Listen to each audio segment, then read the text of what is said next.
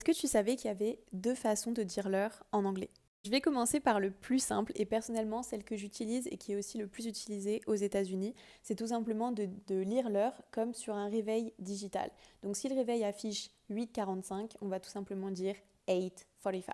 La version plus traditionnelle, je pense que c'est celle qu'on nous apprend à l'école, donc qui est plus scolaire mais aussi encore largement utilisée au Royaume-Uni, c'est le fait de diviser son horloge en deux.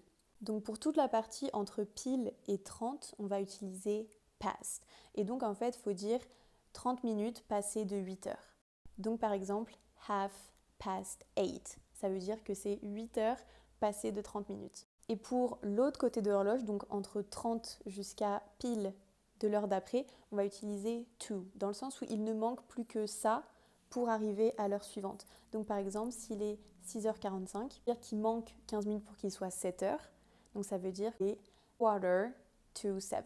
Comme preuve, si on me demandait mon avis sur quelle méthode utiliser, je te dirais d'aller au plus simple et donc d'utiliser la version digitale, la version américaine. Mais c'est aussi essentiel que tu connaisses l'autre version pour comprendre si jamais un interlocuteur anglophone te donne l'heure pour que tu comprennes. C'est vraiment essentiel. Donc il y a ce que tu utilises toi, mais aussi être en capacité de comprendre les autres.